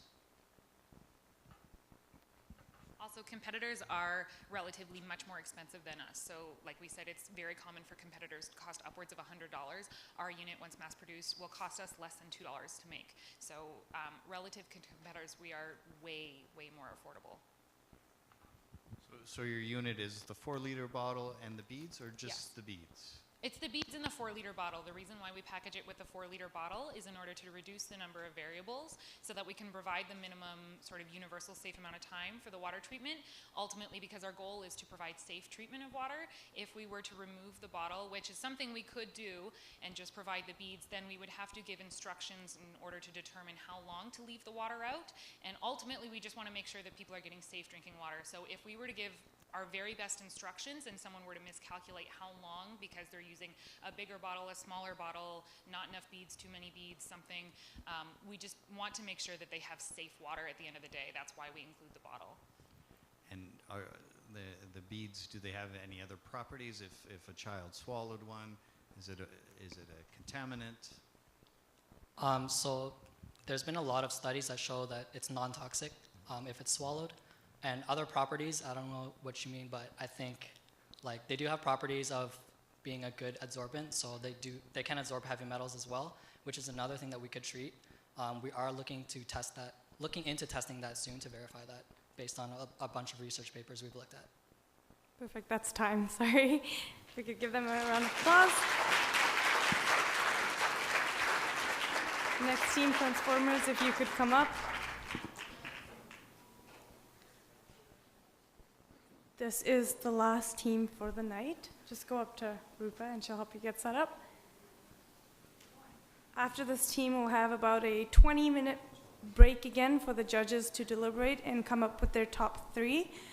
If I could ask the top 8 teams that pitched tonight to just come and sit in these like 3-4 rows right here, just after the break when we come back, and then we'll announce the winners.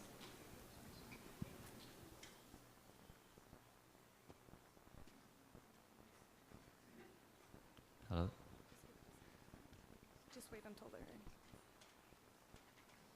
Judges, good to go?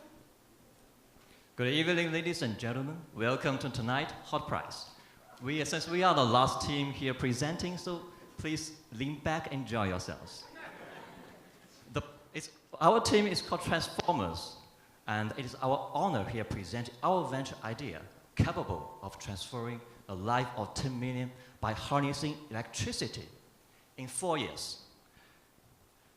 The problem we try to solve is that for 240 million mobile phone subscribers in rural India, it is extremely difficult for them to charge their phones because there's no electricity coverage in the area. We are using the solar-powered power station technology that brings the electricity to their doorstep.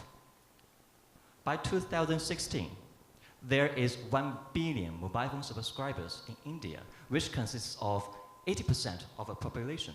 However, 30% of our population are living without electricity, causing 240 million mobile phone subscribers live without electricity. For this group of people, they have to walk miles to charge their phones. And we are using the solar-powered power station technology to increase the accessibility of electricity. And my team member, Sumi, is going to talk about how the technology works and how to make money. So how does the solution exactly works? So we have developed a solar-powered kit at the University of Waterloo. So we captured the abundant solar power of sun, which is available in the rural parts of India through our solar panels. This generates electricity, and we store it in our batteries.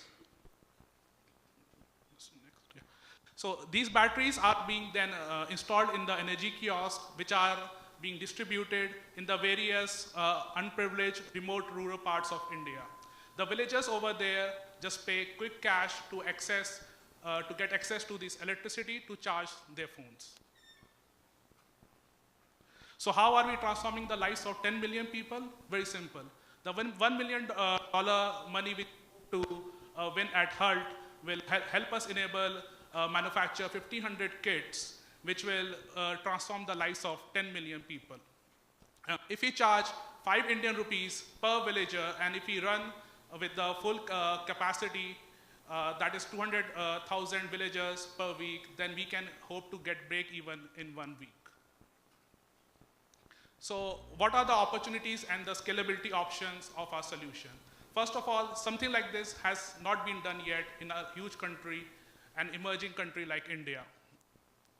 So, and in the coming future, we plan to enable electrified rural communities. So what is happening right now is that in states like Uttar Pradesh and Bihar, there is unfortunately 90% school dropout rate.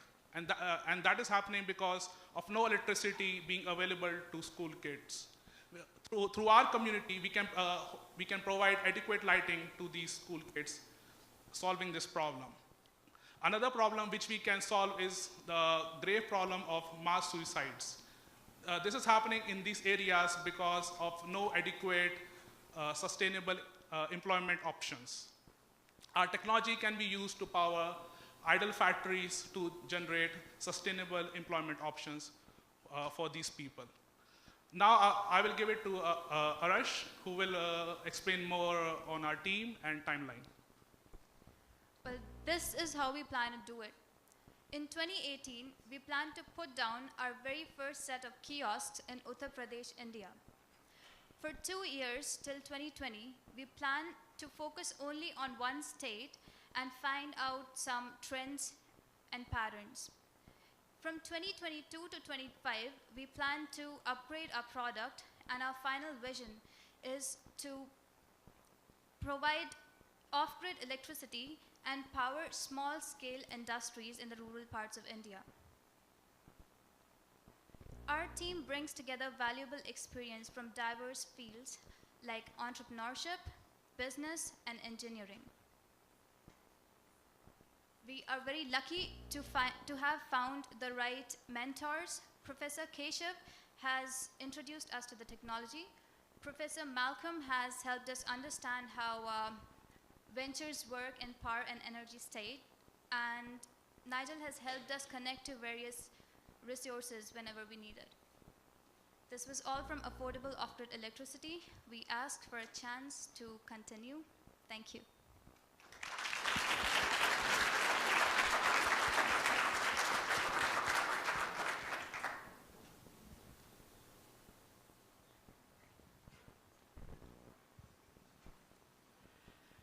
Did I hear you mention that these solar-powered kiosks were a UW technology? Yeah, correct. So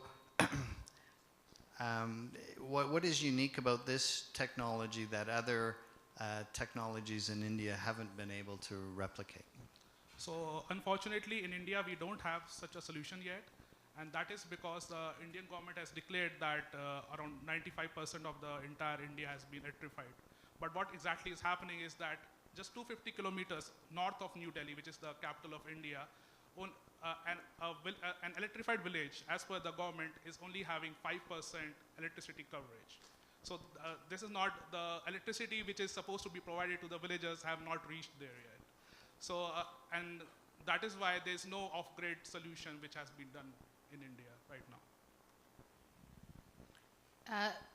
Have you thought about who will operate and maintain the kiosks? Is it employees, or is this more of a micro-franchise setup?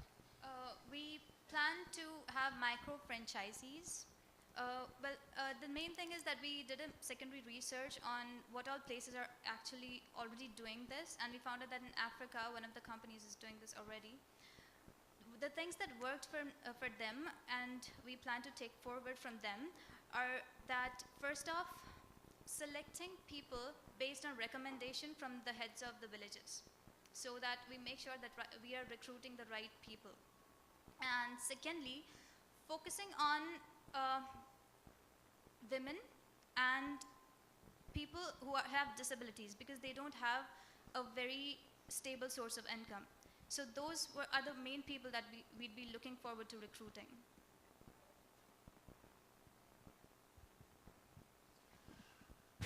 What are the biggest challenges do you think you're going to have to make this thing successful? Well, I think the biggest challenge could come from the government. We thought originally to sell those our kiosks to the government because we can save them, reduce their budget, because with our technology, you don't need to buy lands, then they can get a very speedy environment clearance. But according to my friends in India, probably there's a problem because there's political issues involved, and there could be an issue. I'm going to do one more follow-up question. Just can you flip back to the break-even calculation? I thought that was my question. All right, great. So I thought, yeah, can you explain this? So the thing is that, so what our solution is having is we are using used car batteries, which are abundant in India, which are for cheap. So, and if we are using a solar panel, which costs us around $700, and so what we think is that, and I am from India, So people over there, the villagers, they don't use smartphones, they use the regular phones. So they need to charge only once per week, not more than that. Okay. So if we factor that if we are charging them 5 Indian rupees and we are like using the entire power of the solar kit, which is through which we can provide electricity to 200,000 people, then we will have more than enough money to break even for that one kit in 1 week. This is if we are using it for the full capacity of the kit. We have time for more. Yeah, 200,000 people. How many phones can you charge at a time? How many phones? Yeah. So it's like. And how long does it take? So 12 in 1 hour we can charge around around 1,000. I'm pretty sure. Okay. Yeah, around 1,000 because it's 12 kilowatt battery and one phone takes 3.83 watt per hour. So in 1 hour we can charge it. Yeah, you have time for one last question. I'm just wondering how you queue up 1,000 people around a kiosk, but you might have some logistics problems. Yeah, that's true. I mean, we might have some issues over there. Yeah. Okay, perfect. Thank you very much, Transformers.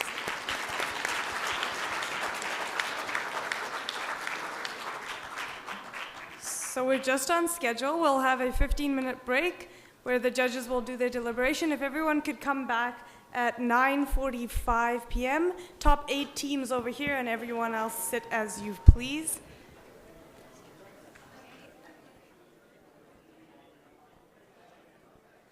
Please take your seats. The judges have completed their deliberation, which is very exciting. But before the judges announce tonight's winners, I'd like to invite Mark Weber, the director of the Conrad Centre for Business, Entrepreneurship and Technology, and also a big supporter of Hult initiatives and interdisciplinary learning, to share a few quick words. Thank you.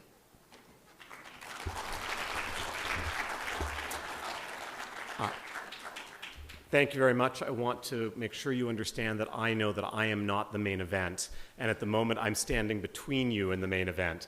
So I want to be very, very brief. I just want to say the following. There are lots and lots of days when I am convinced that I have the best job in the world, and tonight was a capstone to one of those days. You see a lot of stuff in the media about young people and this generation, being more self-interested than they were in the past and not being focused on the right things. And I'd just like to thank you all and congratulate you all on making such statements sound so utterly and totally foolish. You are an inspiration, every single one, and I would like you to give yourselves a round of applause.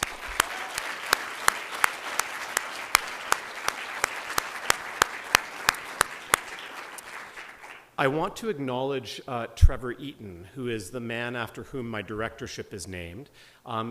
When Trevor Eaton retired, there was an endowment established in his name here at the University of Waterloo, and his expressed wish was that the revenue from that endowment be used to do really worthwhile strategic things at the university that would not otherwise be possible in the world of entrepreneurship and business.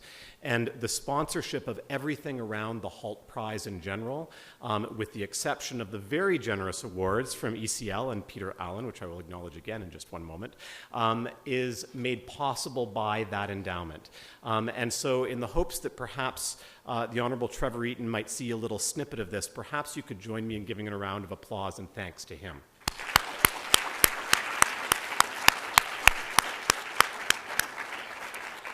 And of course, thank you also, Peter and ECL, for making the new awards, which we've never had to offer in the past, possible this year. These are awards, and it was so great when I was chatting with Peter about the possibility of this. He immediately had a sense of imagination and excitement about what was possible. He was excited about the idea of making awards available that would help you to advance your ideas, not only to be more competitive, but to actually make better projects and better ideas. So Peter, thank you very much.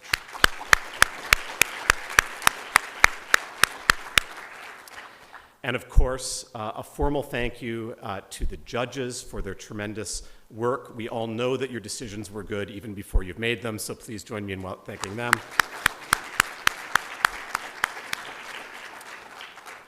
And finally, I don't often ask people to join me in a standing ovation, but I'm going to ask you to join me in a standing ovation for Rupa and Pradya and the entire team, Pamela Brazo-Pittman, who have made this possible. Thank you so much.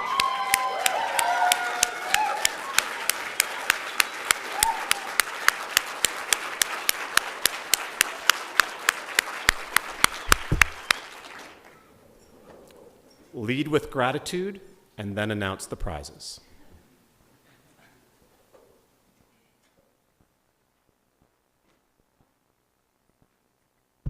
I never had a standing ovation on my bucket list, but I'm going to put it on and tick it off after tonight. So judges have completed the deliberation.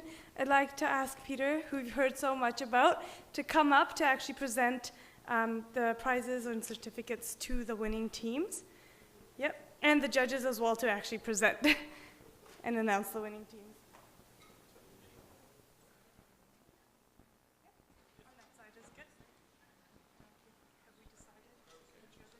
I am the chosen one. Oh, this way. Oh, sorry, let me get it. Oh, it's fine. So Charity will be announcing the teams, and she'll be announcing third place, second place, and first place. After third place is announced, could third place come up, take pictures, and then we'll do second and first. That's okay? Okay, so I think there have been a lot of dramatic pauses, so I will try not to make any more. But I will say that Rupa thought it was going to take us like 5 minutes. You guys are going to sit there and you're all going to agree. You all did a wonderful job. As you can tell, it took us longer than the allotted amount of time, which tells you that there was some debate happening between the judges. So you should all be very proud of yourselves. So, done, pauses finished. Third place is going to go to Circadian.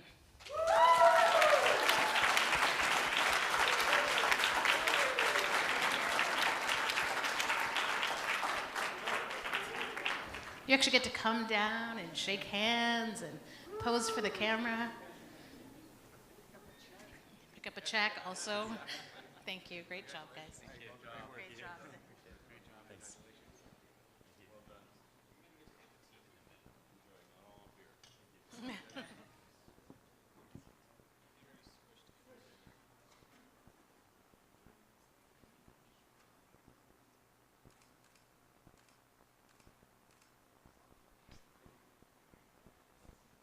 Okay. There should be a drum roll, but oh, that's great. Okay, the second place is Agora Crates. Well done.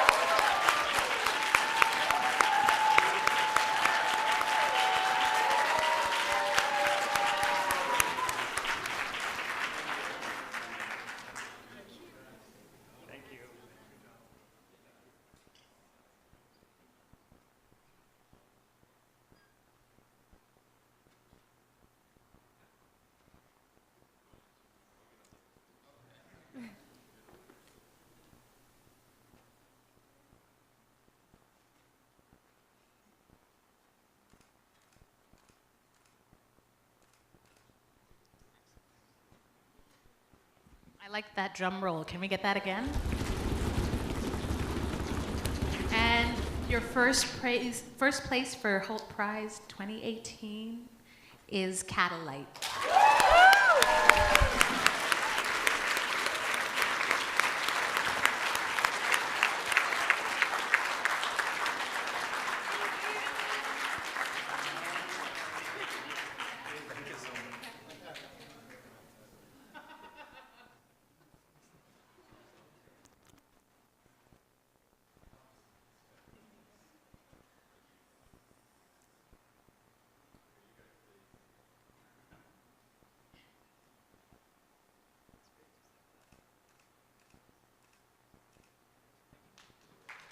One last round of applause for everyone, please.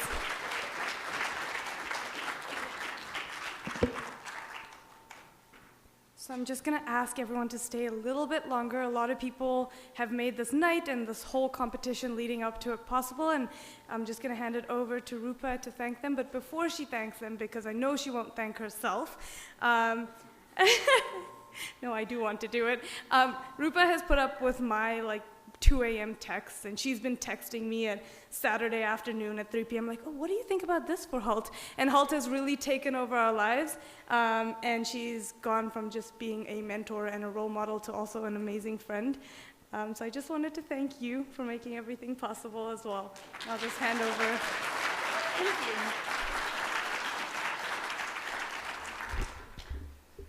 Thank you. So I know it's been a long evening and an exciting one and some surprises and pauses, as you say, but I did want to take a few minutes to do a thank you to everyone for your attention and energy, and thank the many people and departments who have made this year's events possible. Mark stole some of my thunder, but that's fine. I will try and speed through the rest. So again, to Peter Allen and the Trevor Eaton Chair, thank you for your support of our students in addressing these important problems.